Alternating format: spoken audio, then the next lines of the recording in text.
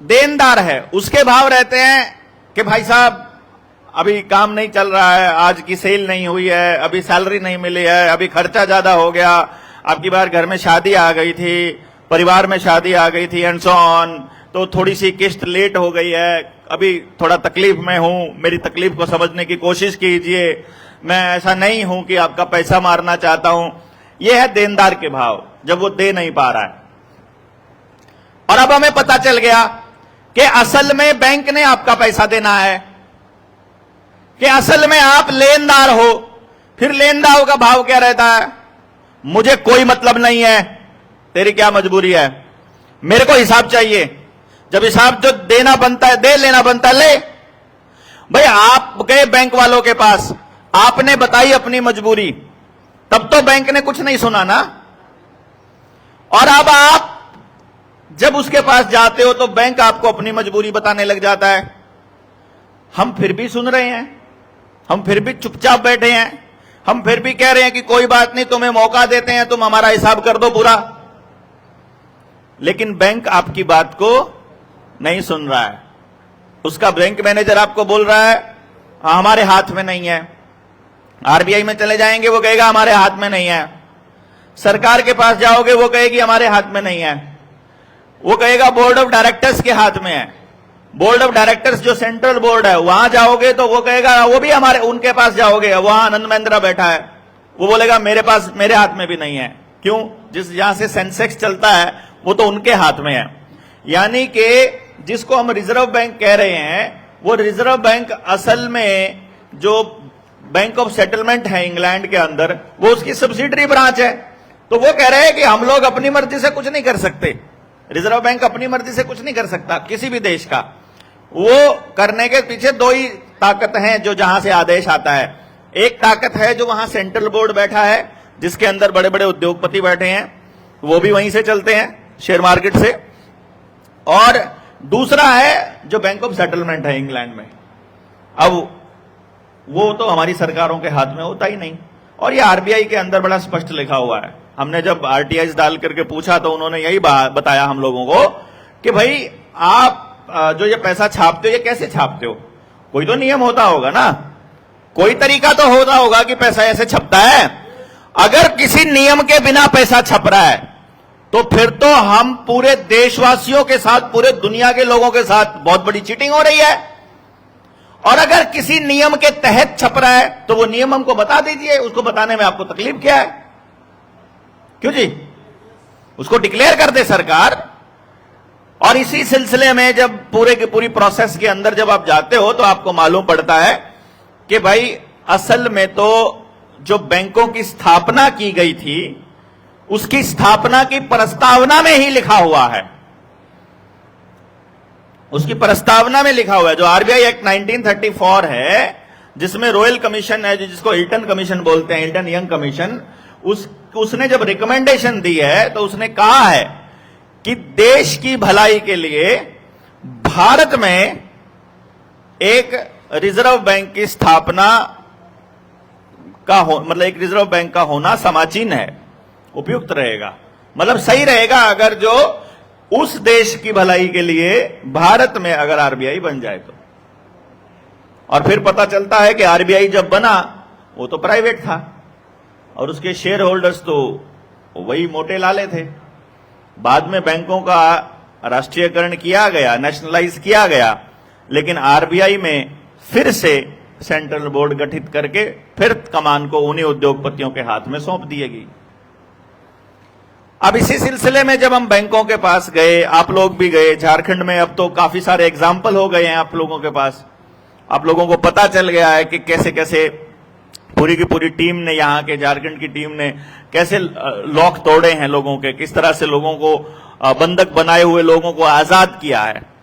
लेकिन हम अपनी यात्रा को अगर आपसे साझा करने लगे और हम आपको बताएं तो ये पुरानी यात्रा है। अपनी टीम के जो साथी ने ये इस पे रिसर्च की है और जो लंबा समय से संघर्ष कर रहे हैं, उन्होंने थोड़ा समय नहीं लगाया है इसके ऊपर, बहुत समय लगाया है। अपने जीवन के 10-15 साल 20 साल ऐसे ही खपा दिए। रीजन क्या है कि जब भी हम सरकारों से बात करते थे अभी से पहले, तो हम सरकारों से सवाल पूछ लेते थे, सरकार ने सवाल नहीं का जवाब नहीं दिया तो हमें लगता था कि बस बात यहीं पर आकर के खत्म हो जाती है कि जब सरकार जवाब नहीं देती है तो उसको मौन सहमति मान लिया जाए। लेकिन इससे आगे गए हमारी टीम के साथी। उन्होंने सरकारों से अलग अलग नामों से, अलग अलग पतों से, अलग अलग स्टाइल से अलग करके, इकट्ठे करके बहुत सारे सवाल पूछे। भाई एक सवाल का एक ही जवाब बनता होगा अगर वो सच है तो, और अगर झूठ है तो कई जवाब बनते होंगे। भाई झूठ ही के कई रूप होते हैं, सच तो एक ही है। तो यहां यह बात आई कि जब सवाल पूछे गए आरबीआई से, सरकार से, तो पता चलता है कि वित्त मंत्रालय कोई और जवाब दे रहा है, भारत सरकार कोई और जवाब दे रही है, आरबीआई कोई और जवाब दे रहा है और बैंक कोई और जवाब दे रहा है। तो इसका मतलब है चारों में से एक तो सच्चा हो सकता है, या तो चारों झूठे हैं या कोई एक सच्चा है, तो बाकी के तीन झूठे हैं। तो जो बाकी के तीन गलत इंफॉर्मेशन दे रहे हैं फिर उनको सजा मिलनी चाहिए। देश की जनता से यानी मालिक से झूठ बोलने की सजा उनको मिलनी चाहिए, है कि नहीं? तो अब हमने उनके सहारे भी किया, उन्होंने खुद भी किया, फिर लगभग 1000 लोगों के आवेदन लग चुके हैं, उन लोगों की मदद से भी किया। तो अब चीजें धीरे धीरे धीरे धीरे स्पष्ट होने लगी और अब तो गांव के लोग, देहात के लोग, गरीब, अमीर, पढ़ा लिखा, अनपढ़ सब समझने लग गया कि ये तो ठगी चल रही है। जिसको बैंक कह रहे हैं वो एक ठगी की दुकान है, जिसको सरकार कह रहे हैं वो प्राइवेट कंपनी है, और जिसको पैसा कह रहे हैं वो कागज का टुकड़ा है। अब अगर इसको पैसा ना कहें तो क्या कहें? और ये कागज का टुकड़ा है तो हम इसको रुपयों में क्यों लेते हैं? सबसे बड़ी बात यह है ना कि अगर ये वाकई में कागज का टुकड़ा है और हम इसे नकली रुपया बोलते हैं तो फिर इसे हम रुपयों में क्यों चलाते हैं, यह समझना होगा। तो इसको समझने के लिए आपको कुछ पॉइंट्स पे काम करना होगा, जिसमें कुछ बिंदुओं पर, कुछ शब्दों पर काम करना होगा। उसमें सबसे महत्वपूर्ण जो शब्द आता है वो आता है धन। क्या आता है? धन। धन का मतलब क्या माना जाए? बताइए, धन का मतलब क्या है? वो हमने कल आपको बताया था। धन का मतलब है जल, जंगल, जमीन, आपने बताया। इसके अलावा सेहत भी हमारा धन है, अनाज हमारा धन है, पशुधन है, श्रम धन है। यह धन है कि नहीं? असली धन तो यही है। भाई आपको पैसा क्यों चाहिए? सामान खरीदने के लिए। सामान किस लिए चाहिए? अपना जीवन यापन करने के लिए।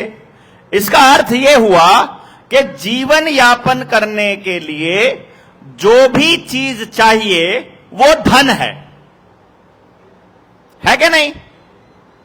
भाई जिस चीज का कोई मोल नहीं, जिसके जाने से आने से हमारे को कोई फर्क ना पड़ता हो, वो धन नहीं है। रुपया आपके पास एक भी ना हो, पूरे साल का अनाज हो, पहनने के लिए कपड़े हो, पीने के लिए दूध हो, रहने के लिए छत हो, घर में प्रेम प्यार हो, तो फिर भी पैसों के पीछे भागोगे क्या? भाई आदमी पैसा कमा रहा है इसलिए क्योंकि उसे समाज में अपनी जगह बनानी है। आदमी पैसे के पीछे दौड़ रहा है इसलिए क्योंकि उसको समाज में इज्जत कमानी है। सरकार ने और पूंजीपतियों ने इज्जत का मतलब पैसा कर दिया और हम उसको मानने लग गए। उन्होंने ऐसा दिखाया कि जो गरीब आदमी है उसकी इज्जत कम करनी है, कोट पैंट वाले की ज्यादा करनी है। जिसके पास डिग्री कम है उसकी कम करनी है, जिसके पास डिग्री ज्यादा है उसकी ज्यादा करनी है। पद पर बैठे कि आदमी की इज्जत हो, वो ऐसा साबित करने की कोशिश कर रहे हैं। उसने वो पद चाहे जैसे मर्जी प्राप्त किया हो, वो ऐसा साबित करने की कोशिश कर रहे हैं। हम क्या कह रहे हैं? आदमी अगर सच्चा है और सही काम करता है केवल तभी इज्जत होनी चाहिए, है कि नहीं? तो सरकारों ने मापदंड बदल दिए रिस्पेक्ट के, मतलब मान सम्मान के और अपने जीवन यापन के। तो हर हमने उनको मान लिया, इसीलिए हम पैसे के पीछे दौड़ना शुरू कर गए। मैं अपने बचपन की बताऊं तो मैंने अपने बचपन में घर से अनाज की कटोरी या कटोरे में अनाज भर के हमने पेंसिल, किताबें, कुल्फी है, ये सब चीजें ली है ना, दुकान से सामान लिया है। मतलब अनाज के बदले हमने सामान लिया है। अब अगर अनाज तो असली धन है, ये तो हमें पता चल गया। धन के बदले में ही धन मिलता है, ये हमको मालूम होना चाहिए। धन के बदले कबाड़ तो नहीं मिलेगा ना, धन के बदले कबाड़ कभी नहीं मिलेगा। हां, ऐसा होता है, घर के अंदर हमारे कोई सामान होता है जो हमारे काम का नहीं है, हम उसे कबाड़ की श्रेणी में रख देते हैं, हम उसे रख देते हैं। अब वो धीरे धीरे क्या होता है, जमा होता रहता है। फिर एक दिन गली में से आवाज आती है, कबाड़ी वाला, रद्दी वाला। तो फिर वो जो रद्दी के अखबार के टुकड़े हैं, भाई देखो अखबार पढ़ा आपने आज, उसकी कीमत 5 रुपया है, क्या कल को भी उसकी कीमत 5 हो जाएगी? नहीं होएगी। बल्कि मैं आपको बताऊं, कई बार तो ऐसा होता है कि आपने 5 रुपए का अखबार खरीदा, महीने का 150 रुपए का रद्दी हो गया है, मतलब 150 रुपया खरीदा आपने, 150 रुपए का अखबार हो गया। जब उसकी रद्दी बेचने जाओ तो 60-70 रुपए की वो बिक जाती है। और ऐसा भी कई बार होता है, एक अखबार ऐसा भी आता है हमारे वहां, मतलब अंग्रेजी में आता है वो, उसमें इतने पेज होते हैं कि वो अखबार तो 2 रुपए का आता है, 3 रुपए का, और महीने में 90 रुपए का खर्चा होता है अखबार खरीदने में, लेकिन जब उसकी रद्दी बेचते हैं तो वो 150 रुपए की बिकती है। तो लोग उसको रद्दी के चक्कर में खरीदते हैं कि और कुछ नहीं, खबर नहीं आएगी तो चलो रद्दी में तो ज्यादा का बिक रहा है। तो वो रद्दी नहीं है, वो धन है। अदरवाइज रद्दी वाला उसके बदले में आपको पैसा क्यों देता, आपको वो नोट क्यों देता? वो किसी ना किसी के काम आने की चीज है, यानी जो भी चीज आपके काम आती है वो धन है। यहां तक साफ हो गई बात? तो जीवन में आपको धन चाहिए कि रुपये चाहिए? बताओ जरा, धन चाहिए कि रुपये? धन, ठीक है। अब आपको धन के बदले कोई कागज का टुकड़ा दे जाए तो कैसा रहे? ठीक नहीं रहेगा या ठीक रहेगा? नहीं रहेगा। तो अब आपको मालूम पड़ेगा थोड़ी देर के बाद कि आपको सरकार ने पहले धन कहा और फिर आपको निर्धन कर दिया। आपको जो दिया था मतलब वो धन ले लिया और निर्धन कर दिया। अभी इसका एक एग्जाम्पल देते हैं हम। कुछ लोगों ने सुना है, जो पुरानी वीडियो सुनते हैं, जिन्होंने नहीं सुना उनके लिए बता देते हैं। आप लोग को यहां खेती में क्या क्या होता है?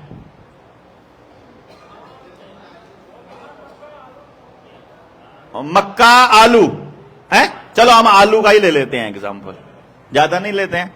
आलू किसान का कितने रुपए किलो बिकता है? मैक्सिमम, ज्यादा से ज्यादा मंडी में कितने रुपए बिका? 20 से ज्यादा नहीं बिका। 20 रुपया किलो। कितने रुपए किलो? 20 रुपया किलो। अच्छा, आपने चिप्स खाई है कभी? चिप्स का पैकेट कितने ग्राम का होता है?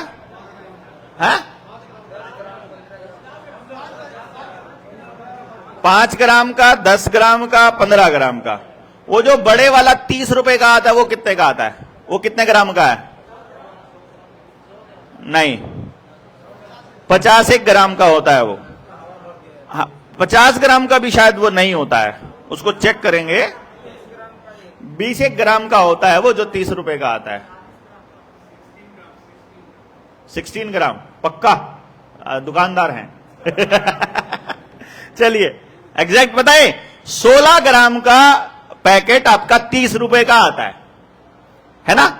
अगर 1 किलो लेना हो वो कितने का भी बनेगा उसके हिसाब से? 16 ग्राम को डिवाइड करो, 16 चिक्कम 96, 60 पैकेट बनेंगे, है ना? 60 पैकेट बनेंगे, 1800 रुपए का बनेगा वो। अगर वो 16 ग्राम का पैकेट 30 रुपए का आता है तो 1 किलो आलू लगभग 1800 रुपए का मिलेगा। अब किसान से आलू लिया, जो 20 रुपए किलो आलू खरीद के गया था, सुनना ध्यान से, 20 रुपए किलो आलू बेचने गया था मंडी में किसान, उसने ये मान के चलते हैं कि 90 किलो या 100 किलो मान, 1 क्विंटल आलू कितने का बिका? 2000 रुपए का। 1 क्विंटल आलू बिका 2000 रुपए का।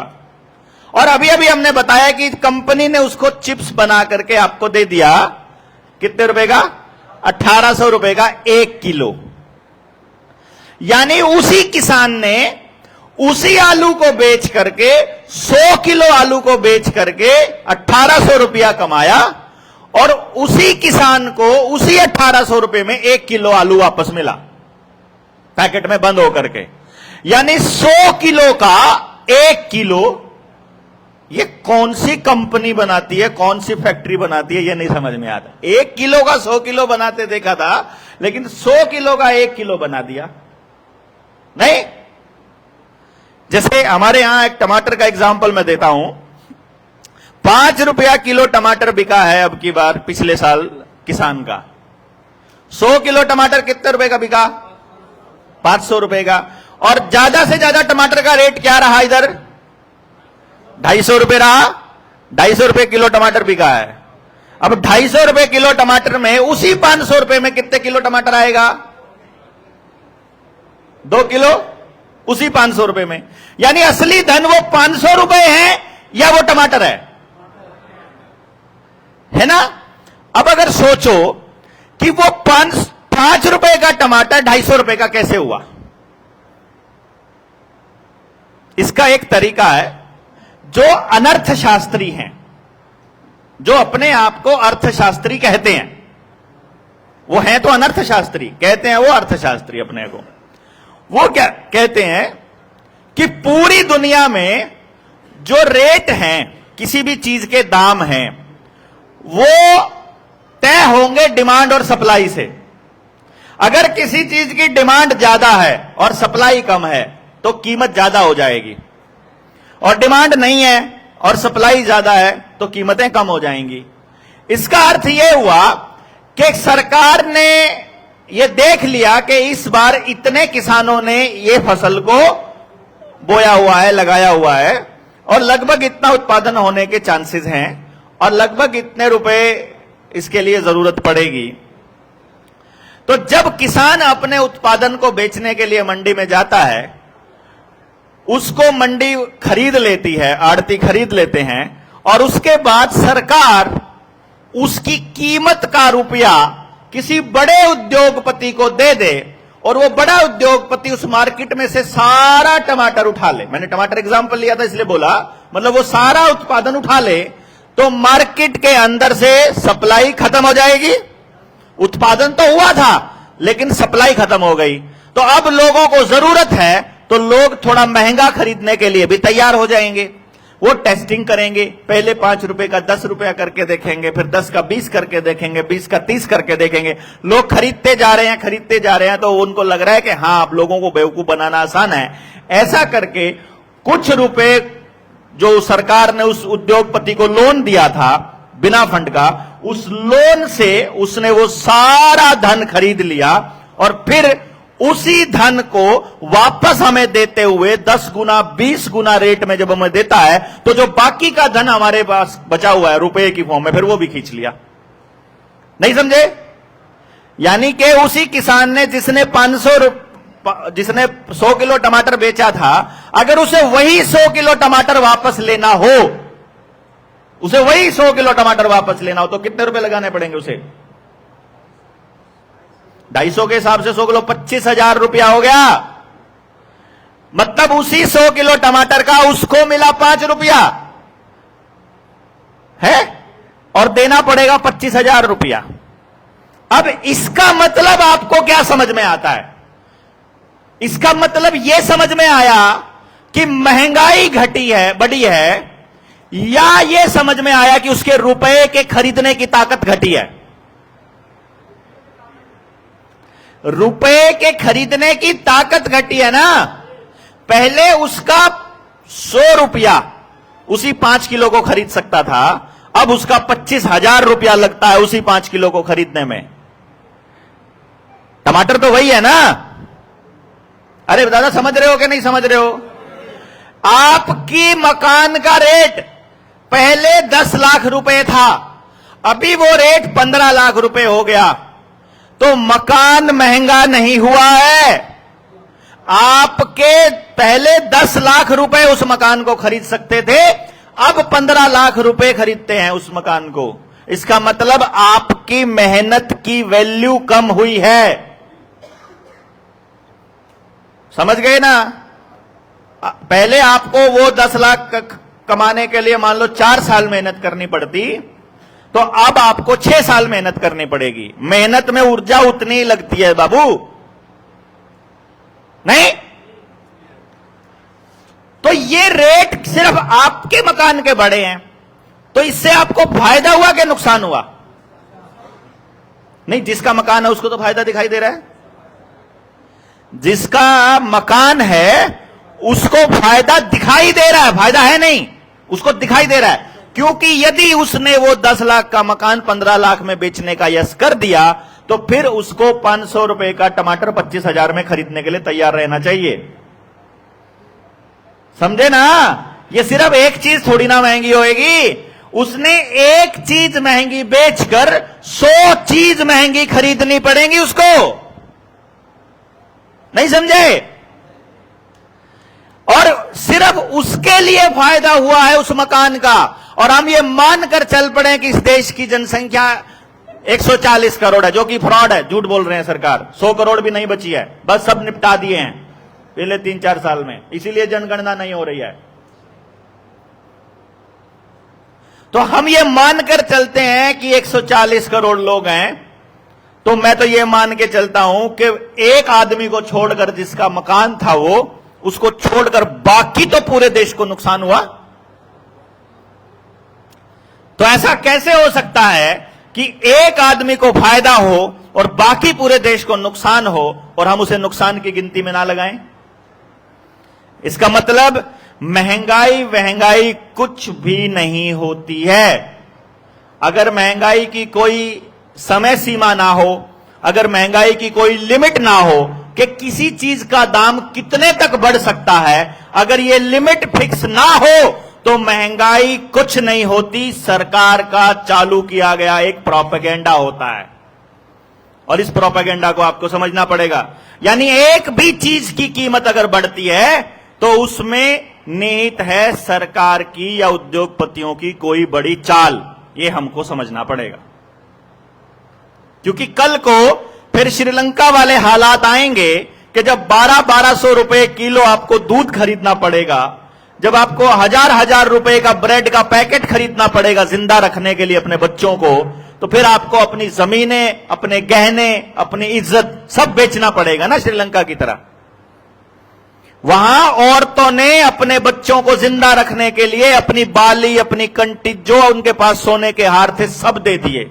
और जब उसके बाद भी महंगाई नहीं रुकी, जब उसके बाद भी वो आतंक नहीं रुका, तो भूखे मरती औरतों को यह कहना पड़ा, आप हमारे साथ जो चाहे कर लो, बट हमारे बच्चे को रोटी दे दो।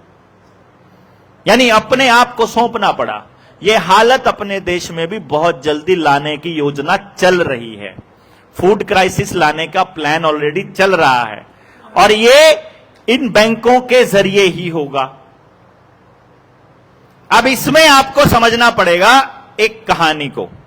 जिस दिन आपको वो कहानी समझ में आ गई, आपको यह खेल समझ में आएगा कि यह महंगाई कैसे बढ़ती है, रुपया नकली कौन सा होता है और कैसे होता है। बस ये समझ लो, और कुछ नहीं समझना आपने।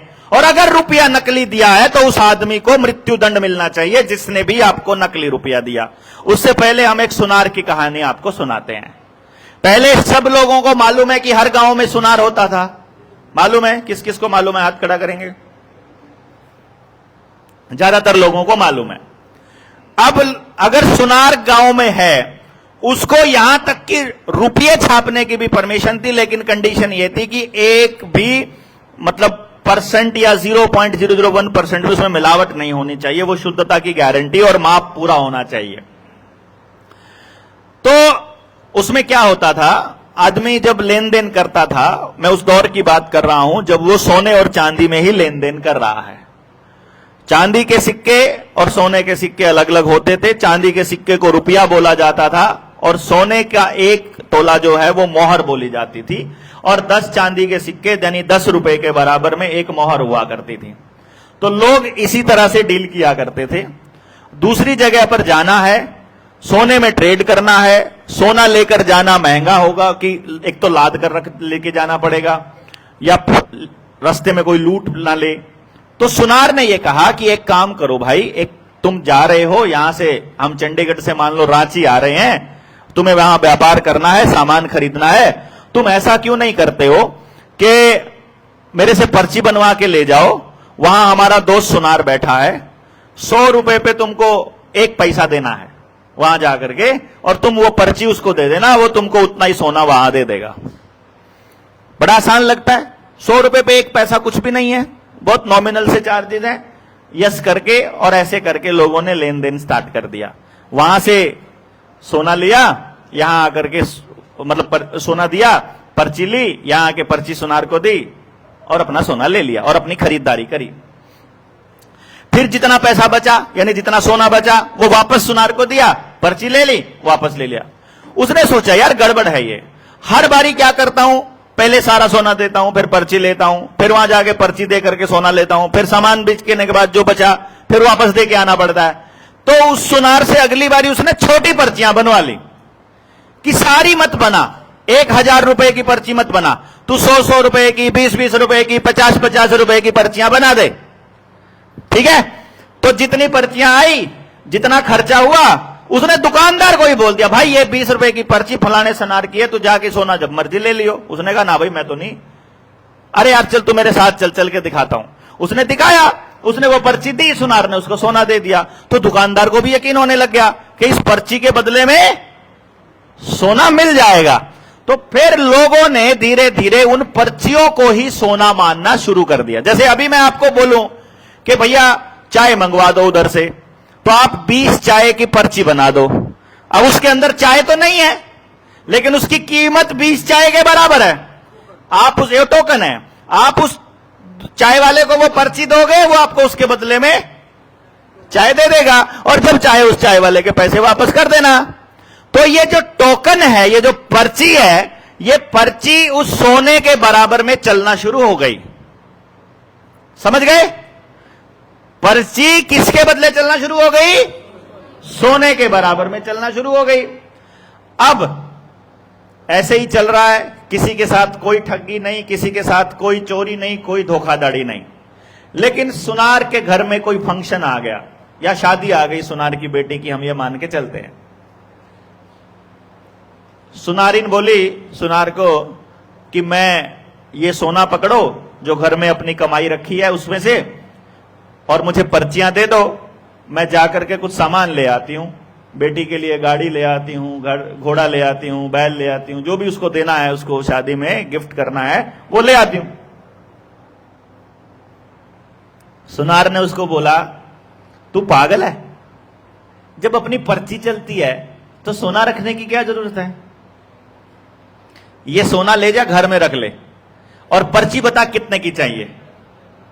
अब वो बोलती है कि पर्ची चाहिए कितने की, दे दे 1000 2000 की, ले तू 10,000 की पर्ची ले जा। ठीक है जी। सुनार ने सुनारी को 10,000 की पर्ची दे दी। अब बताओ वो पर्ची असली है कि नकली है? नकली है। अब वो गई बैल वाले के पास, भैया गाय कितने की थी? बोला बहन जी 15 रुपए की। अरे ले तू 20 ले।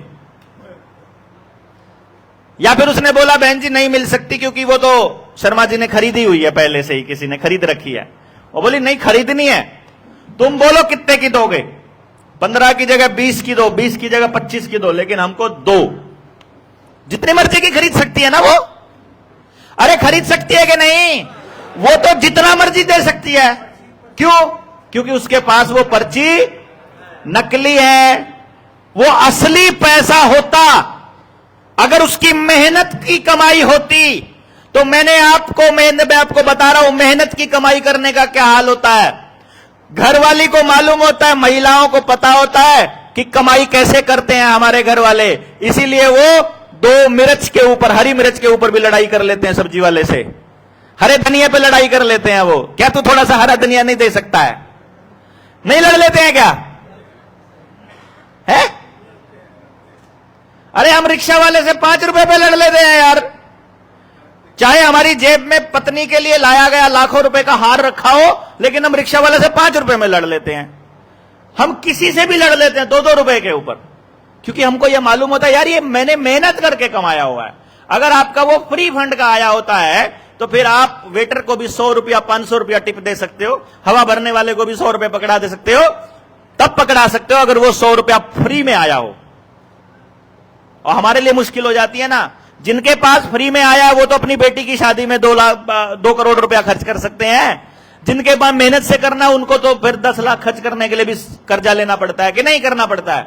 तो वो तो उसके पास तो फ्री में आया है, उसने तो गाड़ी भी खरीद ली, घर भी खरीद लिया है, बोला बोल भाई ये घर गिफ्ट करना है बेटी को, बोल कितने रुपए का देगा, और जितने रुपए बोल दे उसका निकाल के पकड़ा के, पर्ची पकड़ा नहीं है खाली। अब अगर किसी दुकानदार को डाउट हो जाए तो कि भाई सुनारी नकली पर्ची तो नहीं लेके घूम रही है यार, इतना पैसा खर्च कर रही है, कहीं इसके पास कहां से लगा इसके हाथ, तो वो चेक करने के लिए उस पर्ची को लेके जाएगा सुनार के पास। अब सुनार के पास तो बहुत सारे लोगों का लाखों करोड़ों रुपए का सोना रखा हुआ है कि नहीं रखा हुआ, उसमें से पकड़ा देगा वो।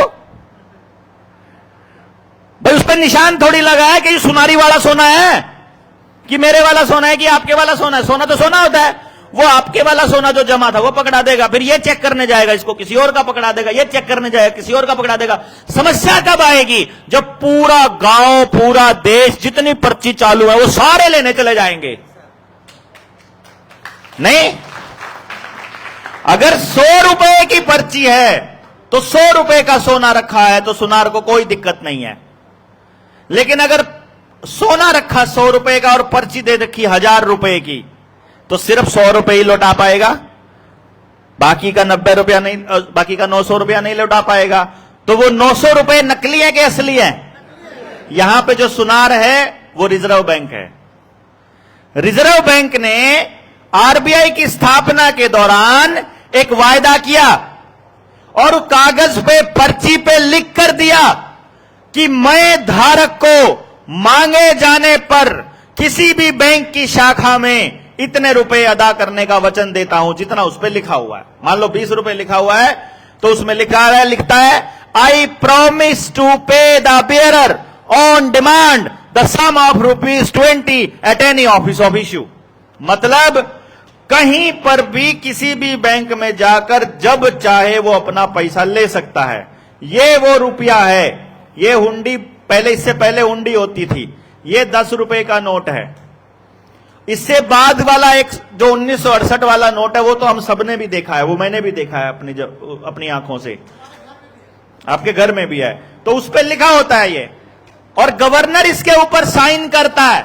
गवर्नर इसके ऊपर, नीचे साइन है गवर्नर के कि मैं धारक को 10 रुपए अदा करने का वचन देता हूं। जैसे उस पर्ची पे लिख दिया मैं धारक को 20 चाय पिलाने का वचन देता हूं, 20 चाय लिख देते हैं ना अपन, वो 20 चाय तो नहीं है ना, वो चाय देने का वादा है।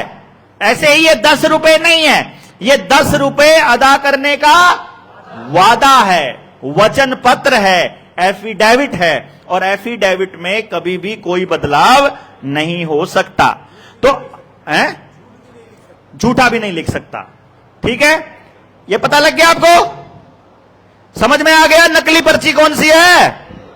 रिजर्व बैंक में हमारा धन रखा जाता है। धन क्या क्या है?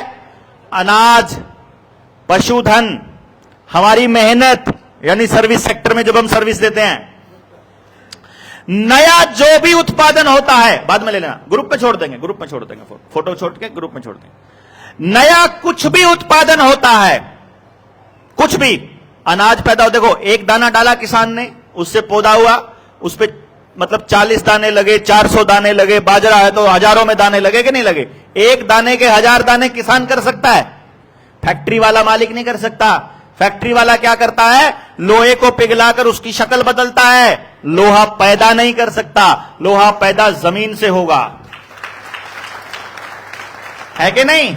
इसका मतलब फैक्ट्रियां उत्पादन नहीं कर सकती, फैक्ट्रियां रोजगार नहीं दे सकती, क्योंकि फैक्ट्री में मल्टीप्लाई नहीं हो सकता। मल्टीप्लाई कहां हो सकता है? जमीन से। यानी अगर रोजगार दे सकता है आपको कोई ज्यादा से ज्यादा, तो जमीन दे सकती है। या मल्टीप्लाई होते हैं हमारा पशुधन, एक पशु 10 आगे 10 बच्चे दे देगा, 10 बछड़े कछड़े दे देगा, ठीक है ना? तो पशुधन एक का 10 हो सकता है, तो यानी आपको मल्टीप्लाई करके कमाई करके कौन देगा? पशुधन। हम कर सकते हैं, हम परिवार धन है हमारा, हमारी मेहनत धन है। हमने आज जो मेहनत करी, आज जो सूरत से ऊर्जा ली, वो हमने खर्च कर दी, उसके बाद में कल को फिर ले लेंगे, फिर खर्च कर देंगे, फिर लेते रहेंगे, फिर हमारी कभी खत्म नहीं होगी। तो ये हमारा धन है, इसका इस्तेमाल जब हम करते हैं, जब सरकारों के पास ये जमा करते हैं, तो इसको हम लोग कैटेगरी में लेते हैं कि सरकार हमारा धन ले ले और इसके बदले में विनिमय के लिए हमको कोई साधन दे दे। पहले सोने चांदी में अगर हम लोग अपना विनिमय करते थे, तो बाद में उस सोने चांदी की जगह वो पर्चियां आ गई। उन पर्चियों को बाद में हमने रुपया बोलना शुरू किया, रुपया बोलते थे, रुपये की पर्ची आ गई। तो रुपया जो है वो असल में धन नहीं है, वो धन के बदले में की दिया गया एक साधन है। साधन, साधन धन के जैसा, समझे ना? साधन का मतलब है धन के जैसा, वो धन के जैसा है, धन की कीमत उसमें इंक्लूडेड है, धन के बराबर की वैल्यू उसमें है, अगर वो धन के बराबर छपा हुआ है तो। अगर वो धन के बराबर नहीं छपा हुआ है तो वो धन नहीं है, फिर वो कागज का टुकड़ा है। जैसे एक नोट छापने में 3 रुपए का खर्चा आता है, तो 3 रुपए जो हैं वो तो लगा है उसके अंदर, बट जो अगर 2000 का नोट है तो बैंक को सीधा सीधा 1997 रुपए का फायदा हुआ। इसीलिए जब 2000 के नोट मार्केट में आए तो हमारी तो परचेजिंग पावर घट गई, लेकिन अंबानी अडानी की परचेजिंग पावर बढ़ गई और बैंकों की बढ़ गई, समझे ना? और बाद में फिर 2000 के नोट गायब हो गए, और आजकल 500 के नोट गायब करने पे लगी हुई है सरकार। 1 रुपए पे प्रॉमिस क्यों नहीं लिखा हुआ, अभी बता देते हैं। समझ आया कि नहीं आया जी? आ गया कि धन के बराबर में ही आपको धन मिलेगा। अगर हमारा सोना वहां पर नहीं रखा हुआ तो वो नोट हमारे पास जो है वो असली है कि नकली है? नकली है। बस इतना समझना आपको सबसे पहले नंबर पर है, ठीक है? और ये आरबीआई के कानूनों में लिखा हुआ है। उसका सेक्शन 26 कहता है आरबीआई एक्ट 1934 का, कि मांगे जाने पर आरबीआई को उस धारक को पैसा देना होगा, और अगर वो नहीं लौटा पाया है तो फिर भैया गड़बड़ हो जाएगी, फिर तो सारा ही तहस नहस हो जाएगा ना। अगर सोना उसके पास नहीं रखा और उसने बिना मतलब में लिख लिया है तो। यही बात हमने सरकार से पूछी, हमने आरबीआई से पूछी, हमने बैंकों से पूछी, हमने सरकारों से पूछी। सरकारों ने कुछ जवाब दिए हमको। वो जवाब अगर आपको पता चले तो आप सोचोगे यार ये कैसी सरकार है। भाई रुपया वैध चलना चाहिए कि अवैध चलना चाहिए? अगर वैध चलना चाहिए तो वैध रुपए का कोई ना कोई नियम होना चाहिए। हमने आरबीआई से पूछा कि तुम जो नोट छापते हो ये किस नियम के हिसाब से छापते हो? जिस नियम के हिसाब से छापते हो हमको वो नियम बता दो जिसके तहत रुपया वैध होता है। भाई हम तो वैध रुपए में कारोबार करना चाहते हैं, और किस नियम के हिसाब से कोई रुपया अवैध होता है? कि मार्केट में एक नोट मिला हमको, दुकानदार ने हमको 100 रुपए का नोट दिया, तो मुझे यह जानना है कि यह रुपया वैध है या अवैध है, तो मैं कैसे जानूंगा इस नोट को कि यह असली है कि नकली है? कोई नियम होगा उसी के हिसाब से जान जाएंगे। तो हमने पूछा कि इसका वैध रुपए का दस्तावेज हमको उपलब्ध कराया जाए। तो जी आरबीआई ने और भारत सरकार ने हमको क्या जवाब दिया मालूम है? हमारे पास वैध रुपए का कोई दस्तावेज उपलब्ध नहीं है। हाँ, ऑफिशियली लिख के दिया, ठीक है। वैध रुपए का दस्तावेज उपलब्ध नहीं है, मतलब गया काम से। अब हम जब और आरटीआई डालते हैं, बोलते हैं आरबीआई की वेबसाइट पे लिखा हुआ है, ढूंढ लो जाकर के। कोई बात नहीं, एक एक करके अपील अपील पे अपील, और फिर सारी चीजें निकाल के लाए, और उसके बेसिस पर हम आपको बता रहे हैं कि आपके साथ क्या क्या ठगी हुई। अब वो ठगी के बारे में जानिए। सोना रखना पड़ता है आरबीआई के अंदर, क्योंकि मैंने बोला अनाज रखोगे तो बहुत ज्यादा जगह लेगा, पशुधन रख नहीं सकते हैं, फूल हैं फल हैं ये खराब हो जाएंगे, अनाज भी खराब हो जाएगा। तो फिर एक अल्टरनेटिव निकाला सरकारों ने कि एक काम करते हैं, जितना किसान उत्पादन करता है, जो बेचना है बेच देंगे, जो खरीदना है खरीद लेंगे, जितना विदेशों में एक्सपोर्ट करना है वो करके, बाकी का 2 साल का स्टॉक एफसीआई को दे करके जो बाकी बचेगा उसको हम लोग एक्सपोर्ट कर देंगे, और उसके बदले में जो हमें धन मिला उस धन से हम लोग सोना खरीद लेंगे, और वो सोना आरबीआई के पास जमा कर देंगे, और उतना ही नोट छाप करके उस धन के बदले में धन पकड़ा देंगे। भाई जितना अनाज दिया किसान ने उसके बराबर का सोना छप के वहां रख देते हैं, और वो उतने का ही नोट छाप के किसान को पकड़ा देते हैं। ये तरीका निकाला, यानी कि जितना भी नोट छपेगा वो केवल उत्पादन के बराबर छपेगा। उत्पादन से फालतू छपेगा तो भी नकली है, अगर सोना नहीं रखा और वैसे छाप दिया तो भी नकली है। Got it? समझ आ गई? अब सोचो, कभी आपके यहां ऐसा हुआ है कि आपकी जमीन का रेट है, अभी क्या रेट है जमीन का? फिर भी 10 लाख रुपया एकड़ तो होगा खेतों का। अब 10 लाख रुपया एकड़ है, आज से 20 साल पहले तो मेरे ख्याल से 1 एकड़ का कोई 1 लाख रुपया भी नहीं देता होगा, है ना? अब वो 1 लाख रुपया भी नहीं था रेट, और आज 10 लाख हो गया है। वो पहली बार फ्री फंड में 1 लाख की जब जमीन थी, उसको 2 लाख में भी खरीदने वाले लाले आए होंगे दिल्ली से। तुम रेट बोलो, क्या रेट बेचना चाहते हो? समझ रहे हो ना? यानी सरकार अगर, आरबीआई अगर बिना सोना रखे बेहिसाब पैसा छाप कर किसी उद्योगपति को दे दे तो वो सुनारिन बन जाएगी उद्योगपति, और वो जितनी चाहे प्रॉपर्टी खरीदे। उस नकली नोट के बदले में जो वो प्रॉपर्टी खरीद रही है वो असली है कि नकली है? नकली नोट में आपसे असली प्रॉपर्टी खरीद रहे हैं। समझ गए कि नहीं समझे? हाँ, उसका कोई वैल्यू नहीं है, लेकिन जो प्रॉपर्टी खरीदी उसकी वैल्यू है। यानी उस नोट को वैल्यू आपकी प्रॉपर्टी ने दिया, ठीक है? जैसे आपको बैंकों ने जब लोन दिया तो आपके खाते में डिजिट ट्रांसफर कर दी, अब उसमें पैसा खर्च हुआ क्या बैंक का? 1 रुपया खर्च नहीं हुआ बैंक का। 1 रुपया अगर वहां पर सोना नहीं रखा है आरबीआई के पास, तो वो जो डिजिट हैं, वो जो रुपया आपके खाते में लिखा है, वो असली है कि नकली है? और नकली करके उन्होंने जो मॉर्गेज किया, जो आपकी जमीन पे जो लोन के उसके बदले में जो रखा प्रॉपर्टी, वो असली है कि नकली? वही प्रॉपर्टी है असली। यानी कि नकली नोट के बदले में, डिजिट के बदले में आपकी असली प्रॉपर्टी गिरवी रख ली। और ये आपको बैंकों की जो बैलेंस शीट है उसके अंदर भी दिखाई दे जाएगा।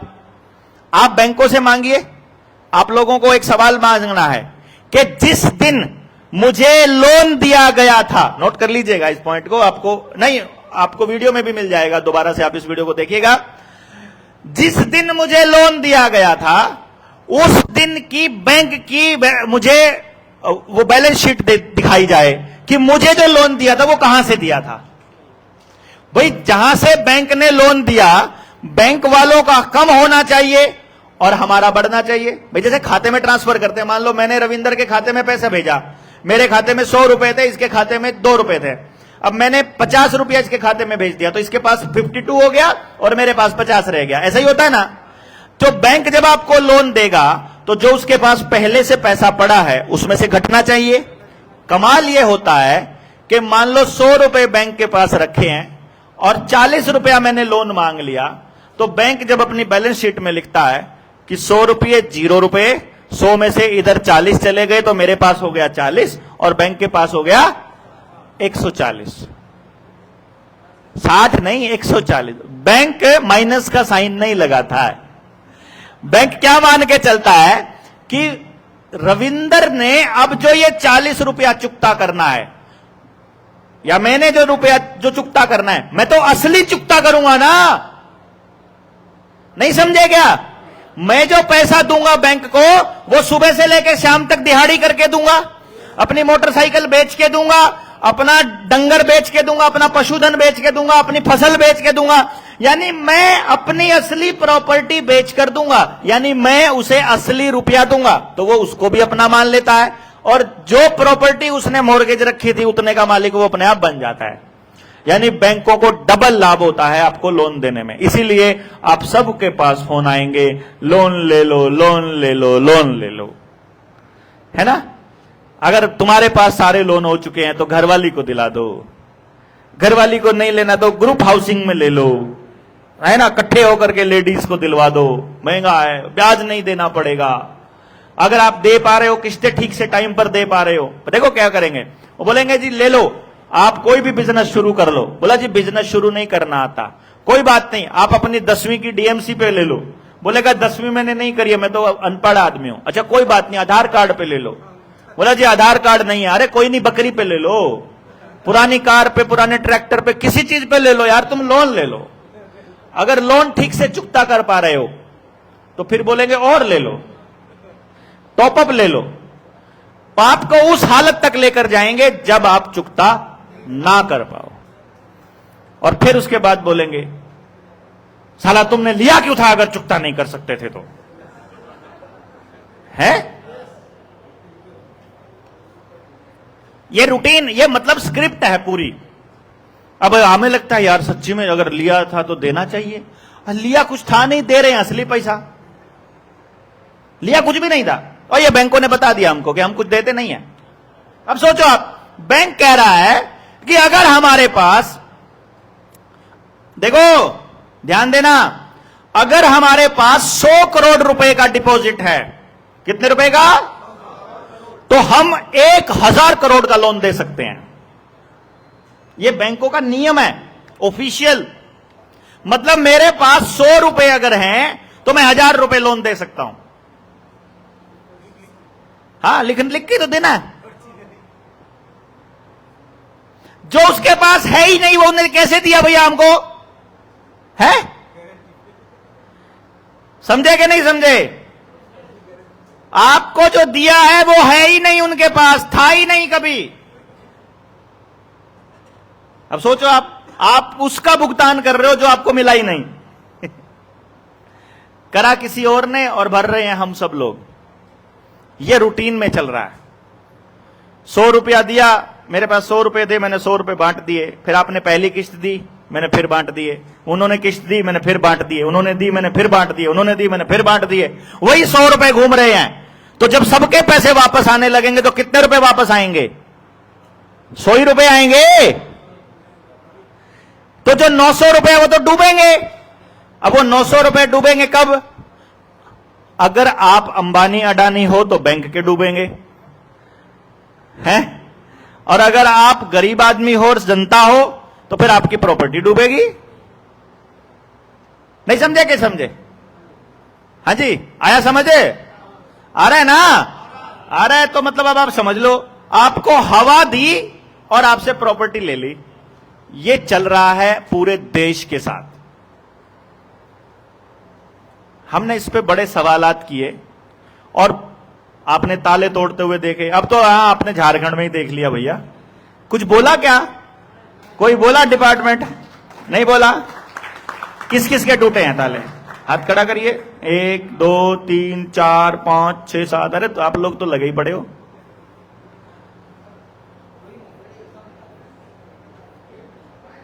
अच्छा, ज्यादा से ज्यादा क्या होगा मालूम है? अभी तो आपने तो इनका पक्का इंतजाम करके चालू किया है।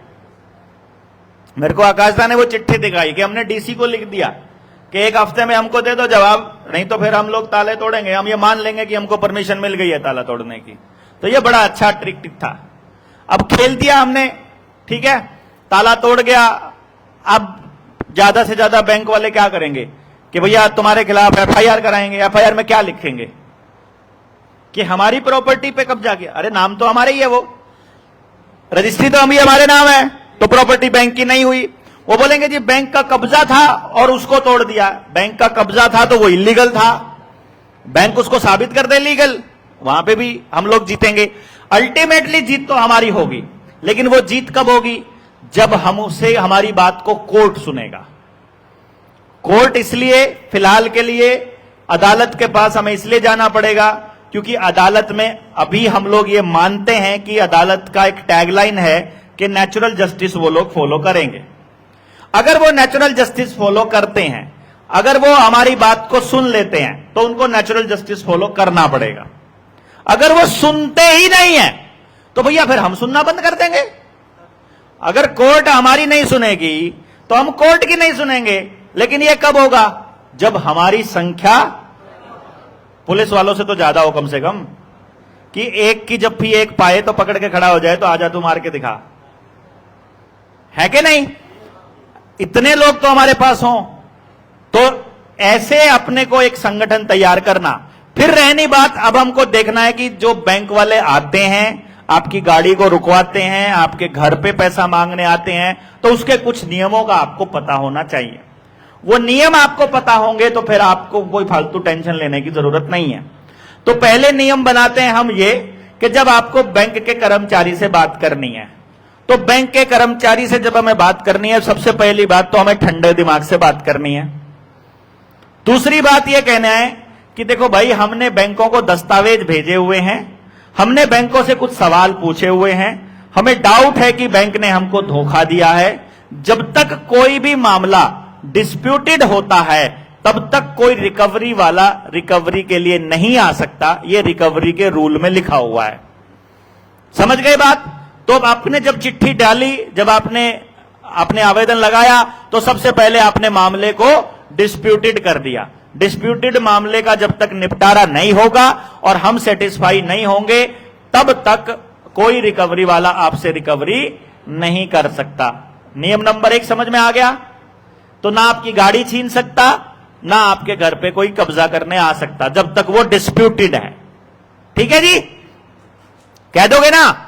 गाड़ी लेने आए उसको बोल दोगे ना, कोर्ट में मामला चल रहा है भाई, निपटारा हो जाए, बाद में देखेंगे। दूसरा नंबर, हम एक बैंक मैनेजर के पास गए थे। हमने उनसे पूछा था कि भैया तुमने हमको जो नकली नोट दिए हैं, तुमने जो फर्जी नोट दिए हैं, इसका हिसाब तो तुमको देना पड़ेगा। वो बोलता है कि जी आप एक काम करो, हमने जो नोट दिए थे ना आपको, वही वापस कर दो। हमने बोला ठीक है, तुम यही बात लिख करके दे दो, हम तुम्हें अभी दे देंगे। तुम हमें यह लिख करके दे दो कि जो नोट हमने तुमको दिए हैं वही दे दो वापस। आप हमसे रुपया मांगते हो, और रुपया क्या है यह तुम्हें भी शायद नहीं पता होगा। जब मैनेजर से मैंने कहा तो आप बता दीजिए क्या होता है। मैंने कहा रुपया होता है किसी चीज के मूल्य को मापने का मापक। रुपया क्या होता है? उसके मूल्य को मापने का मापक। और यह बात सिद्धांतिक रूप से सत्य है कि मापक बिना मानक के नहीं हो सकता। अगर कोई मापक है, उसका मानक होना जरूरी है, उसका स्टैंडर्ड होना जरूरी है। उसका स्टैंडर्ड क्या है यह हमको बताओ। तुमने वो कौन से स्टैंडर्ड से रुपया छापा? अगर नहीं रुपया छापा तो फिर यह नकली है। उसने बोला तुम तो बहका रहे हो जनता को। मैंने कहा कैसे? स्टैंडर्ड तो सरकार ने खत्म कर दिया। मैंने कहा कब किया? कौन से आदेश से किया? किस कानून के तहत किया? कौन सी शक्तियां प्राप्त है जिससे तुमने उस स्टैंडर्ड को खत्म किया? क्योंकि दुनिया की कोई ताकत किसी मापक के स्टैंडर्ड को खत्म कर ही नहीं सकती। कोई भी सरकार हो, चाहे कोई भी भगवान हो, कोई भी नहीं कर सकता। अन्याय होना स्टार्ट हो जाएगा। परमात्मा भी कभी अन्याय नहीं करता अपने लोगों के साथ, अपनी संतानों के साथ। तो मतलब कोई भी स्टैंडर्ड को खत्म नहीं कर सकता। तो बोलता है खत्म हो चुका है। मैंने कहा चलो, पहली बात तो तुम्हारी लाइन ही गलत है कि रुपए का स्टैंडर्ड खत्म हो गया। दूसरा सवाल पूछ लेते हैं मैनेजर साहब, आप ये बताइए, रुपए का मानक खत्म हो गया है और स्टैंडर्ड, गोल्ड स्टैंडर्ड खत्म हो गया है, इसका मतलब क्या है? एक बार एक्सप्लेन कर दोगे? बोला इसका मतलब यह है कि अब सरकार को नोट छापने के लिए सोना रखने की जरूरत नहीं है। मैंने कहा अच्छा। जब मैंने उनको बताया ना कि भाई 34 लाख करोड़ रुपए की वो है करेंसी है देश के अंदर और 800 टन सोना है, तो टोटल लगभग 5 लाख करोड़ की ही तो बराबर का सोना रखा है, तो मतलब 29 लाख करोड़ रुपए की तो नोट जो है वो फेक है। तो वो मैनेजर बोला कि रुपए का स्टैंडर्ड खत्म करने का मतलब है अब सरकार जितने चाहे नोट छाप सकती है। मैंने कहा पक्का? बोला हां। तो फिर तुम वो भी छाप लो जो हमसे लेने हैं।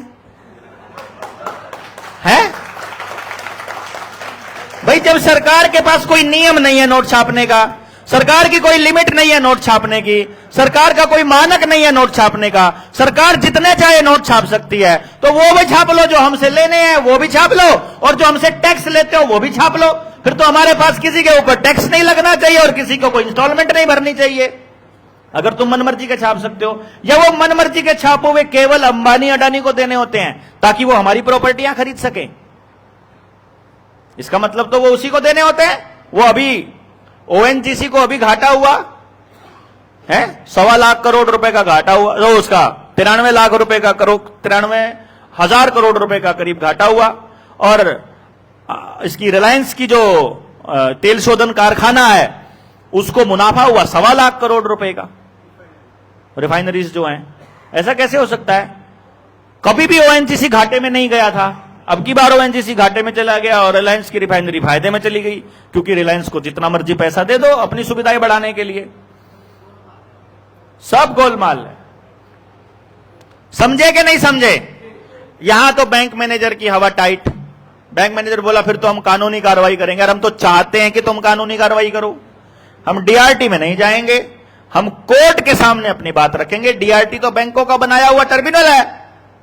अभी एक कलाकार मुझे कह रहा था, कहता है आप दुनिया को भड़काते हो एनजीटी के खिलाफ, एनजीटी नहीं होता तो इतना प्रदूषण हो जाता। मैंने कहा फिर एनजीटी नेशनल ग्रीन ट्रिब्यूनल, मैंने उसको बोला कि नेशनल ग्रीन ट्रिब्यूनल है या फिर नेशनल कंपनी लॉ ट्रिब्यूनल है, यूएल कंपनी लॉ ट्रिब्यूनल, जो अपने नेशनल कंपनीज के जो होते हैं प्राइवेट कंपनियों के लॉ ट्रिब्यूनल है, या फिर ये अपना बैंक का डीआरटी है, डेप्ट रिकवरी ट्रिब्यूनल।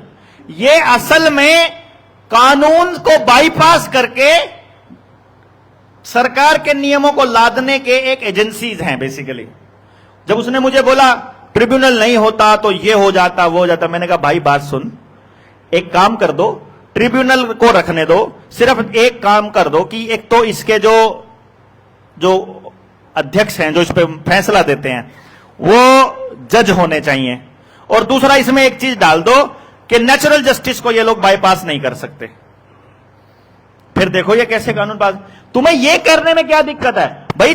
जितने एनजीटी के दफ्तर हैं, जितने डीआरटी के दफ्तर हैं, जितने यूएलसी के क्या नाम ये कंपनी लॉ ट्रिब्यूनल सीएलटी के एनसीएलटी के जितने दफ्तर हैं, उन दफ्तरों को कोर्ट के दफ्तर क्यों नहीं बना देते तुम? है कि नहीं? वहां पे जज बिठा दो और कोर्ट का ही दफ्तर ऐसा बोल दो, ये कोर्ट ही है ये, ऐसा बोल दो। भाई दफ्तर ही बनाना है तुमको। लेकिन ड्रामा देश के लोगों को बेवकूफ बनाने का खेल खेलते रहते हैं। आप जाओगे किसी के पास, उन्होंने एक ही काम के 5 हिस्से बना रखे हैं, वो बोलेंगे मेरा काम नहीं है, वो बोलेंगे मेरा काम नहीं है, वो बोलेंगे मेरा काम नहीं है, वो बोलेंगे मेरा काम नहीं है। छापा मारना है तो सारे आ जाएंगे, जब आपको अटैक करना है तो सब आ जाएंगे मिल करके, लेकिन जब आपको जवाब देना है तो बोलेंगे हमारा काम नहीं है।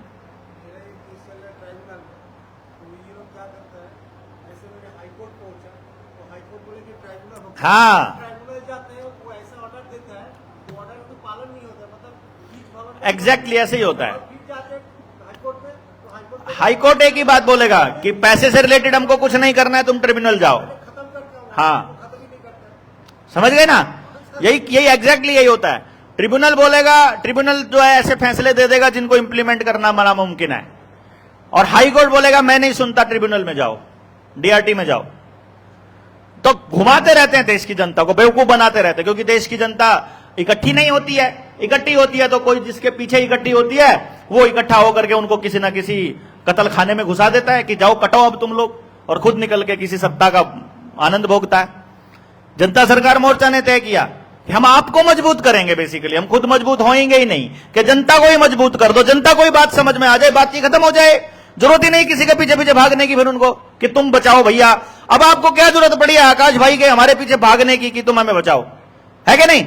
अपने अपने कागज लगा के भी भेज दो, कोई दिक्कत है अपने को, और फिर आ जाओ इकट्ठे होकर के जब लड़ाई लड़ने की बारी आए। बस पता हो सबको कि हम लोगों ने लगा दिए हैं दस्तावेज, आ जाओ अब तुम जिसने आना है सामने आओ। और वो तो हम लोग वैसे भी एक दूसरे को सपोर्ट करते ही हैं जब संगठन के रूप में चलते हैं, तो क्या इसमें कोई बड़ी बात थोड़ी ना है। तो एक प्रोसेस तो ये हो गया। दूसरा प्रोसेस जिसपे आपको पार पाना है वो है रिकवरी वाले लोग। रिकवरी वाले लोगों के लिए कुछ नियम हैं, जैसे खास तौर पे अपनी माताएं बैठी हैं इधर, घर में कोई महिला हो, कोई छोटी बेटी हो या बेटा हो, बच्चा हो, उसको पता ना हो और वो धमकाने लगे कोई भी आकर के कि बोल तुम्हारा पापा कहां है, ऐसा करके कुछ बोले, फालतू बकवास करे। सबसे पहले कोई भी रिकवरी वाला आपके घर पे आता है, कोई भी आदमी आता है, आपके गांव में भी आ जाए, सबसे पहले उसको बोलो अपना आई कार्ड चेक करवा। ठीक है? आपको आई कार्ड चेक करने का अधिकार है। आई कार्ड चेक नहीं करवाएगा तो निकल यहां से, अभी पुलिस को बुलाएंगे। बिल्कुल डट के, चाहे आपने किसी का पैसा देना हो कितना ही, अभी आपको पता चलेगा आपने पैसा देना नहीं है, आपने पैसा लेना है। लेकिन रिकवरी वाला आपके घर में आकर के जबरदस्ती नहीं घुस सकता। आप उससे उसका आई कार्ड मांगिए, आई कार्ड मांगने के बाद में उसका फोटो खींच लीजिए आई कार्ड का कि ये बंदा था। अब उसको बोलिए कि तुमने घर आने से पहले हमसे अपॉइंटमेंट लिया क्या? क्योंकि ये नियम है रिकवरी एजेंसी के लिए, ट्रेनिंग के अंदर बताया जाता है बकायदा कि तुमने अगर किसी के घर जाना है तो उस मालिक को फोन करोगे, उसको दे दिवाकर को दे, कि तुम उस मालिक को फोन करोगे कि भाई ऐसे ऐसे करके मसला है, हम आ जाएं क्या? अगर वो हां कहे तो ही जाना है, नहीं तो नहीं जा सकते। फोन पर बदतमीजी नहीं कर सकते। अगर आपके साथ की है, रिकॉर्ड करके पुलिस थाने में दो और साथ में बैंक को भी मेल कर दो, उसकी लाइसेंस ही रद्द हो जाएगा। ठीक है ना? कि ये बंदा था, इस फोन से कॉल आया, इस नंबर से कॉल आया था, उसके खिलाफ एफआईआर करवाओ। कंप्लेंट तो दर्ज करा ही सकते हैं, इकट्ठे होंगे थाने में जाओ, एक अकेले अकेले की नहीं सुनेगा थानेदार, जाना पड़ेगा 10-5 लोगों को। अच्छा, फिर उसके बाद वो अगर आपने पैसा लिया है, जिसने पैसा लिया है, उसके अलावा दुनिया के किसी व्यक्ति को नहीं बता सकता कि इसने पैसा लिया है। यानी कर्जा अगर मैंने लिया, मेरी पत्नी को नहीं बता सकता, मेरे बच्चों को नहीं बता सकता, मेरे माता पिता को नहीं बता सकता, मेरे पड़ोसी को नहीं बता सकता। यानी अगर वो सरेआम गली में बदतमीजी कर रहा है तो इसका मतलब है कि वो हमारी मर्यादा को भंग कर रहा है, तो भी उसके खिलाफ मुकदमा और उसके खिलाफ शिकायत हो सकती है, उसकी एजेंसी का लाइसेंस ही रद्द हो जाएगा। समझ आया? इतना तो बहुत है ताकत।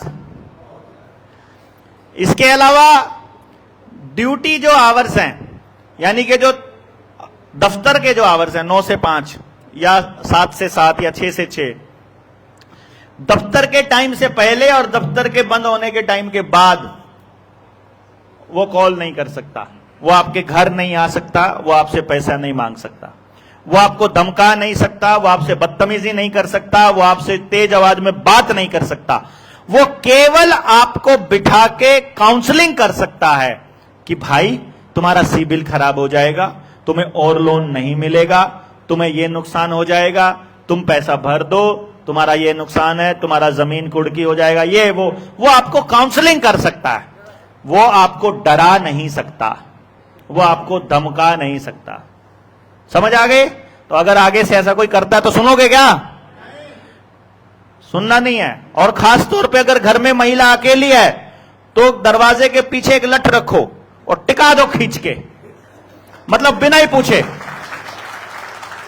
पूछे ठा एक लगेगा, आगे से कोई आने से डरेगा। बोला हरामी मेरे घर में घुस कैसे गया तू, तेरी हिम्मत कैसे हुई? ये लोग तो घर में भी घुस जाते हैं ना, दहलीज पार करके अंदर नहीं घुस सकते हैं ये लोग। और अंदर आए हुए आदमी को दरवाजा बंद करके अंदर चाहे चूहा बना लो, कुछ भी कर लो, मुर्गा बनाओ वहां बैठा कर चाहे उसको। मतलब क्या है तुम्हारा? घर में घुसने का मतलब क्या है भाई? पैसा देना है ना, हिसाब करो पहले। बैंक को बोल हिसाब करेगा पहले। हमने कागज भेजा हुआ, उस कागज का जवाब दे पहले, उसके बाद तेरा एक एक पैसा चुकता करेंगे। ऐसा आंख में आंख डाल के बोलना है, तुम्हारा पैसा चुकता करेंगे।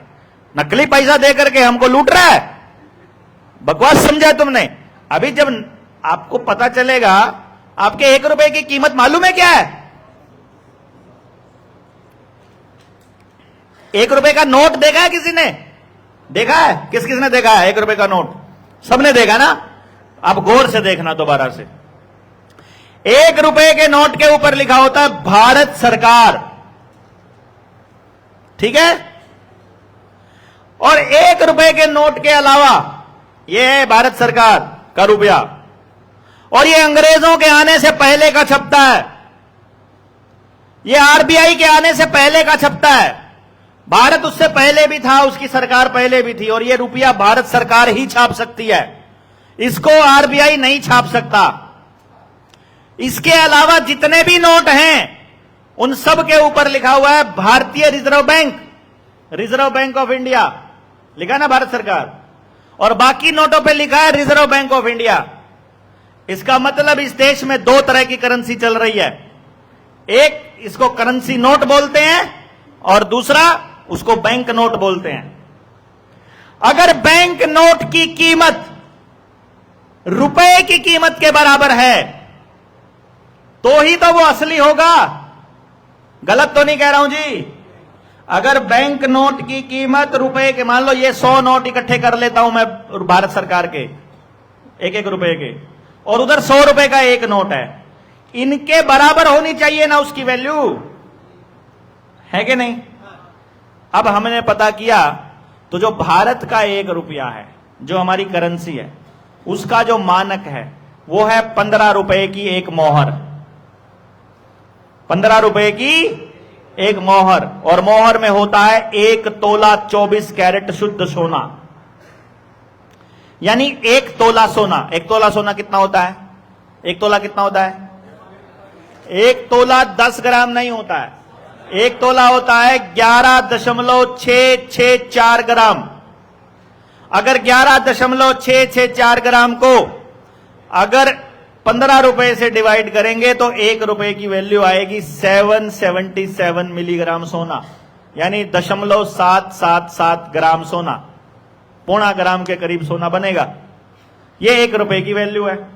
और इतना ही सोना अगर बैंक वाले नोट लेकर के जाते हैं तो लगभग 6000 में आते हैं आज के टाइम। आज 7 मई 2024 है। आज लगभग 6000 बैंक के नोट इकट्ठे करो और 1 रुपया इकट्ठा करो भारत का, वो बराबर बनता है। इसका मतलब बैंक ने आपको 60,000 रुपए का अगर लोन दिया है तो वो हमारे वाले मेहनत के असली वाले 10 रुपए के बराबर बनता है।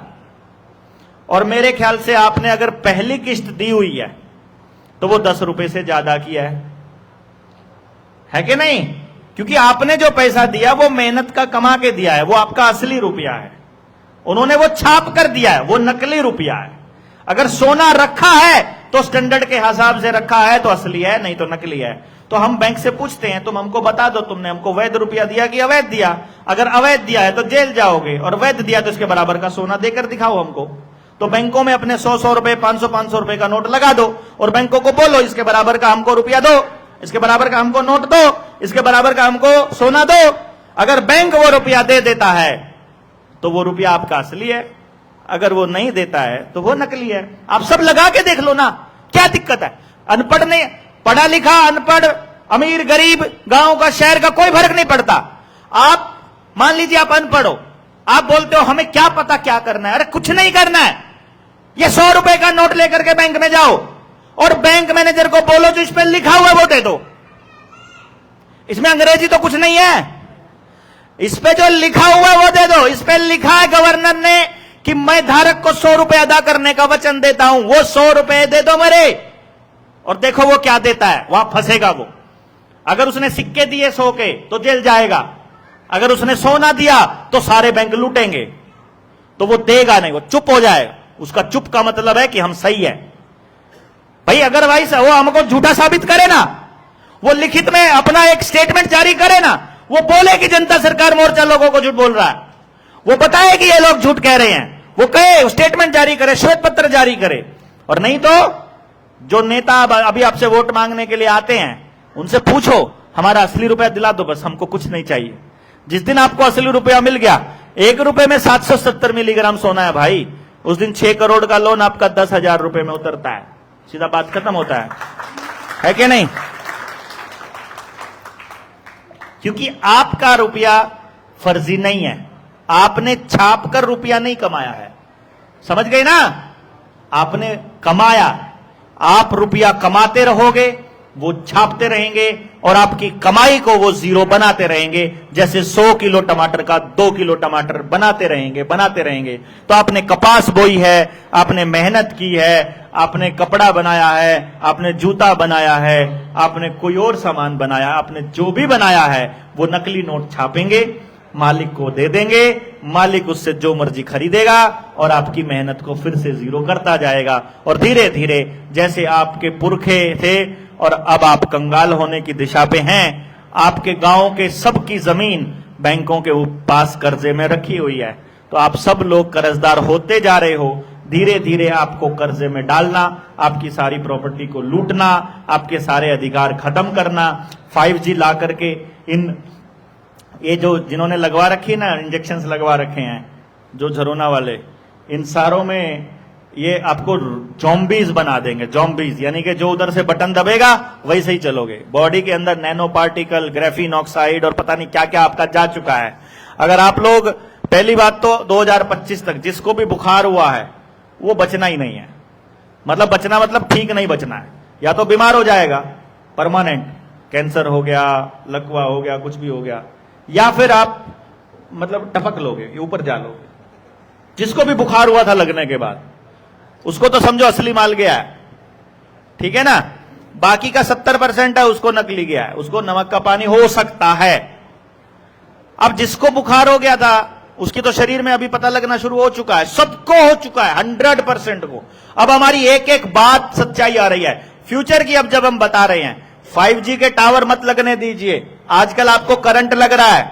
जब आप जहां जहां 5G का टावर है वहां आप लोहे की, एल्यूमिनियम की चीज, धातु की चीज को हाथ लगाते हैं तो करंट लगता है। एक बॉडी दूसरी बॉडी को हाथ लगाती है तो करंट लगता है। जब आप मोबाइल ज्यादा टाइम तक यूज करते हो ना तो आपके हाथ चार्ज हो जाते हैं, और दूसरा मोबाइल यूज करने वाला आदमी है उसके हाथ को हाथ लगाओगे तो स्पार्क होगा, एकदम झटका सा लगेगा।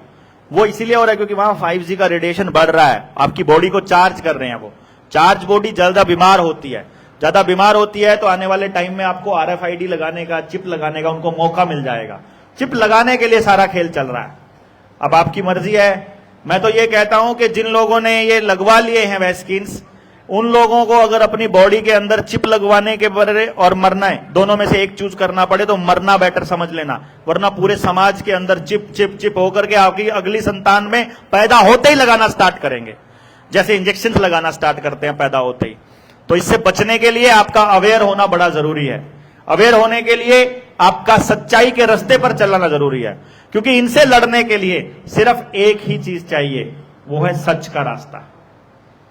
देखो अलग अलग तरह की लड़ाई लड़ रहे हैं, यहां हमें गांधी की लड़ाई भी लड़नी होगी, सत्य और अहिंसा की, कि हमको उनको मारना है नहीं है। लेकिन जो ये हो रहा है बैंकों के साथ, ये हम कोई बेईमानी नहीं कर रहे हैं।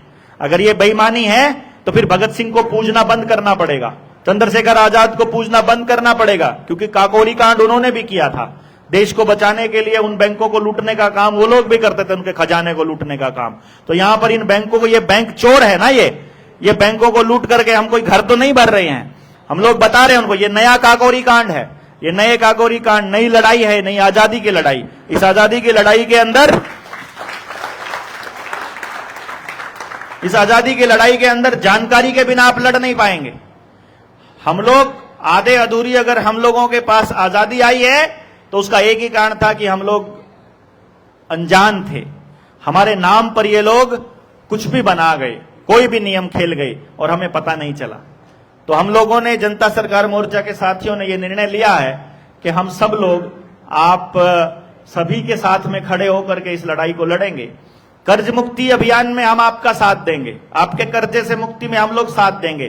कागज की लड़ाई को कागज की लड़ाई लड़ेगी, लेकिन जब सरकारों की गुंडागर्दी आएगी, जब पुलिस की गुंडागर्दी आएगी, जब प्रशासन की गुंडागर्दी आएगी, बैंकों की गुंडागर्दी आएगी, उसमें तो आप लोगों को साथ देना पड़ेगा ना, उसमें तो आपको इकट्ठा होना पड़ेगा ना, है? वहां तो आपको खड़ा होकर के दहाड़ना होगा। फिर वहां पे आपको जब जैसे आप जाओगे ना बैंकों के अंदर या किसी भी प्रशासन के अंदर, वहां आपको एक ही नारा रखना है कि भारत की हुंकार है, और जब जनता ही सरकार है वाला नारा दौड़ गूंजेगा ना यहां पर, जब पता लगेगा कि यार ये लोग इतना बड़ा नारा कैसे लगा सकते हैं। आपको कुछ दिनों पहले हमारे फेसबुक के ऊपर जो जनता ही सरकार है लिखते थे, वो लोग वो फेसबुक के अकाउंट ब्लॉक होने लग गए। मैं कहा अच्छा, इसका मतलब तो बड़ी दूर तक बात गई हुई है। बाद में पता चलता है कि बड़े बड़े लोग इसके ऊपर गए। तो आप लोगों को एक तो इसके जो इन्होंने इंजेक्शन डाल करके जो केमिकल आपकी बॉडी में डाला है, इसको डिटॉक्स करवाना आपने है, ठीक है? आपके आसपास कोई भी डिटॉक्स वाला कोई व्यक्ति है, कोई आपका पंचकर्म वाला कोई साथी है, किसी ने एक्सपेरिमेंट किया हुआ है, कोई ऐसा है जिसका फुल प्रूफ है, तो वहां से आप ले लीजिए। अगर आपके पास कोई रास्ता ना है तो वो नंबर मैंने लगभग भेजा हुआ है 8557857235। इस नंबर पे मैसेज करके आप डिटॉक्स किट मंगवा लीजिए। प्रति व्यक्ति 2 किट मंगवा सकते हैं। और लोन वाले मसले की बात है, आप आकाशदा को आज अपनी डिटेल्स भेज दीजिए, ग्रुप में आकाशदा शेयर कर लेंगे कि आपको क्या क्या भेजना है, वो सारी डिटेल भेज दीजिए। अगले 2-4 दिन में आप सबके आवेदन बन के आ जाएंगे। आप सबके आवेदन बन के आ जाएंगे तो आप सब लोग आवेदन लगा करके उसके बाद आप अपनी आजादी की लड़ाई शुरू कीजिए। आपने वैसे भी अपने पास से भी आवेदन बनाना है, वो भी बना दीजिए, बता दीजिए उनको बस खाली कि हमने ये बनाया है, आप बताइए इसमें कुछ जोड़ना घटाना है तो वो जोड़ घटाना है, वो बता देंगे आपको। मेन मकसद है इस देश के लोगों को जगाना। हमारा मकसद हमारे पीछे लोगों को लगाना नहीं है, हमारा मकसद है अपने साथ लोगों को लेकर के चलना। तो हम लोग आप लोगों को साथ लेकर के चलना चाहते हैं। पूरे देश में क्रांति की मशाल पूरी जोरों पर है। ये इलेक्शन होने के बाद बहुत खतरनाक स्थिति होने वाली है। अभी किसान आंदोलन इन्होंने चलाया हुआ है, ऐसा लग रहा है कि जैसे सरकार का ही चलाया हुआ आंदोलन है, या सरकार चलते रहने देना चाहती है, सरकार के फायदे का आंदोलन। ऐसा भी हो सकता है कि सरकार ने नहीं चलाया है और सरकार को फायदा हो रहा है इससे, क्योंकि अगर वो मांगे मान लेते हैं तो उन संगठनों की वाहवाही हो जाएगी, और वो मांगे नहीं मानते हैं तो फिर सरकार को ये दिखा देगी कि देखो हमने किसानों की भी नहीं मानी। और अब आप लोगों को देखना यह है कि आने वाले वक्त में आपको अपना इतिहास जरूर गौर कर लेना है कि पिछले 10-15 सालों में कोई संगठन आपके साथ खड़ा नहीं हुआ है, किसी ने भी आपकी बात नहीं बोली है, कोई भी आपको आजादी देने की बात नहीं कर रहा है। इसका मतलब अब कोई आएगा भी नहीं। अब कोई नया बिरसा मुंडा पैदा करना पड़ेगा आप लोगों को अपने बीच से। आप लोगों को दोबारा से फिर से वही आजादी की लड़ाई चालू करनी पड़ेगी। जल जंगल जमीन की लड़ाई आपको फिर लड़नी पड़ेगी, ऑप्शन नहीं है आपके पास। अपने अपने गांव में दोबारा से जंगल उगाने की प्रक्रिया चालू कर दीजिए। अपने अपने गांव के अंदर पानी का लेवल नीचे ना जाए और वहीं रुक जाए या ऊपर आए किसी तरह से, ये तय करना शुरू कीजिए। पानी अगर आपके पास नहीं है और सरकार की टूटी का पानी अगर आप ले रहे हैं तो सरकार तो कभी भी पानी बंद कर सकती है। किसी भी शहर का हिसाब लगा लीजिए, अगर ये शहर हम रांची में बैठे हुए हैं, अगर आज सरकार पानी बंद कर दे तो 3 दिन में क्या हाल हो जाएगा पूरे शहर का बिना पानी के। जब पानियां खत्म हो जाएंगे, टूटियों का टंकियों का पानी खत्म हो जाए तो क्या हाल हो जाएगा, आप अंदाजा लगाइए। सब जगह गंदगी के ढेर चालू हो जाएंगे, क्योंकि पानी नहीं है शहर के पास। गांव के पास भी पानी ना रहे, इसको भी पूरी तरह से सुनिश्चित कर रही है सरकारें।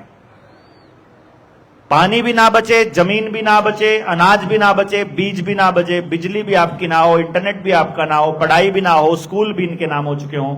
ये लोग सरकारी स्कूलों की जमीन, अस्पतालों की जमीन, चौपाल की जमीन, शामलात की जमीन, सब जमीनें अपने नाम कर चुके हैं। तो जब ये सारी जमीनें अपने नाम कर चुके हैं तो ये सारे के सारे लोग जो बैठे हुए हैं यहां पर, गांव वाले, इनके पास क्या है? इनके पास सिर्फ एक ही चीज बची है, इंसानियत और इंसान।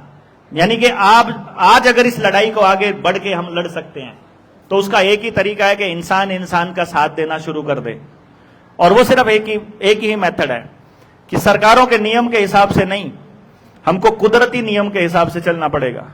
कुदरत के नियम से जब हम चलेंगे, कुदरत के संविधान से जब हम चलेंगे, तो फिर हमको किसी के साथ कोई कागजी डॉक्यूमेंट्री, कोई भी कागज उनका फॉलो करने की जरूरत नहीं है, क्योंकि कागज ही गुलामी है बेसिकली। समझ गए ना, सीधा बात है, कागज ही गुलामी है। कागज का मतलब, कागज किसके बनते हैं? प्रॉपर्टी के। प्रॉपर्टी जिंदा होती है कि मरी हुई होती है? मरी हुई होती है। यानी कागज आपका बना हुआ है तो इसका मतलब आप मरे हुए डिक्लेयर हो चुके हो। तो आपको अगर जिंदा होना है तो ये कागज फेंकने पड़ेंगे। कागज फेंकोगे तो कैसे रहोगे? फिर प्राण जाए फिर वचन ना जाए, उस नियम पे जाना पड़ेगा कि जो जबान से निकल गया तो निकल गया, फिर चाहे गलती से निकल जाए, बस निकल गया तो निकल गया। फिर उस नियम पे आना पड़ेगा अपने को कि जबान है भाई, इंसान की जबान है। और जब हम इस नियम पे चलेंगे, कुदरती जब नियम पे जब हम चलने लगेंगे, तो फिर सरकारें कमजोर पड़ जाएंगी। इंसान इंसान का साथ देना शुरू कर दे, हर जीव के लिए सोचना शुरू कर दे, पर्यावरण के लिए सोचना शुरू कर दे, जमीन को, मिट्टी को बचाने के लिए काम करे, और मिट्टी के अंदर रहने वाले हर छोटे से छोटे कीड़े को बचाने की जब हम बात करने लगे, उस दिन हम लोग वो लड़ाई सही लड़ाई है जो यहां के बिरसा मुंडा ने शुरू की थी। वो खत्म नहीं हुई है वो लड़ाई। और वो लड़ाई को आज के लोग, जो आज के क्रांतिकारी हैं, जो अपने आप को भगत सिंह के बराबर रखते हैं, जो आज को अपने आप को क्रांतिकारी कहते हैं, आज उनकी जिम्मेदारी बनती है कि वो आकर के इस जल जंगल जमीन जानवर की लड़ाई को लड़े। हमें नहीं जरूरत है अंग्रेजी शिक्षा की, हमें नहीं जरूरत है अंग्रेजों के स्वास्थ्य की तरीके की, हमें किसी तरह की कोई जरूरत नहीं है।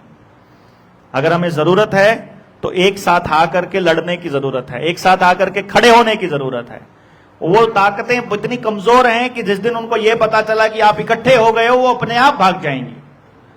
लेकिन आप हो ही नहीं रहेंगे तो फिर उनको यह लगा रहेगा कि अभी इनको तोड़ने के चांस। वो हमारे ही बीच से हमारे आदमियों को तोड़ते हैं। वो धीरे धीरे, क्योंकि समझ की कमी, वो लोग 24 घंटे लगे रहते हैं। देखो टीवी में, अखबार में, नेताजी, खिलाड़ी, अभिनेता हैं, मोबाइल पर, इंटरनेट पर, बैनर्स में, पोस्टर्स में, रेडियो में, सब जगह उनका एडवर्टाइजमेंट चलता है। वो आपको 24 घंटे 360 डिग्री, मेट्रो में बैठोगे तो वो पोस्टर्स दिखाई देंगे, बस में बैठोगे तो वही नजर आएंगे, कहीं भी बैठोगे आपको वही नजर आएंगे। और हम अपना कितना प्रचार करते हैं? ना के बराबर। हमारे पास समय नहीं है कि भैया हमारा आवेदन लग गया, अब हमें जरूरत नहीं है, ऐसा लगता है। नहीं, ये लड़ाई बड़ी है। हम लोग ये प्लान कर रहे हैं कि जल्दी ही कम से कम 1 लाख लोगों की एक सभा हम लोग वहां हरियाणा में, दिल्ली के नजदीक, हरियाणा या दिल्ली में, हम लोग सरकारों को करके दिखाएं कि मालिक हम हैं। उसके लिए तैयार हो? हैं? तैयार है ना? अब उसके लिए तैयारी का सब लोग 9 से तारीख से लेके 15 तारीख तक, यानी परसों से अपनी ट्रेनिंग चालू हो रही है सहारनपुर में, है ना, सेकंड लेवल की। कोई आ रहा है यहां से सेकंड लेवल की ट्रेनिंग में? कौन, कितने लोग आ रहे हैं? 1 2 3 4 5 6, बस थोड़े लोग आ रहे हैं, थोड़े लोग आ रहे हैं। कोई बात नहीं, जितने आ रहे हैं ठीक है, आप लोग आइए, जितने भी आते हैं आपका स्वागत है। उसमें अच्छा से और कि ये लड़ाई को और मजबूत कैसे किया जाए, इस पे पूरा का पूरा ट्रेनिंग होगा। एक तरह से आपका रगड़ा लगाया जाएगा अच्छे से, बढ़िया से। जो कसर रह गई है, आप 3 दिन यहाँ इकट्ठे होकर के रहे, मुझे लगता है कि आप सब लोगों ने एक दूसरे से सीखा होगा, बहुत कुछ है सीखा, तो एक दूसरे से मिले आप लोग। हमारा मकसद यही है कि हम आपस में एक दूसरे को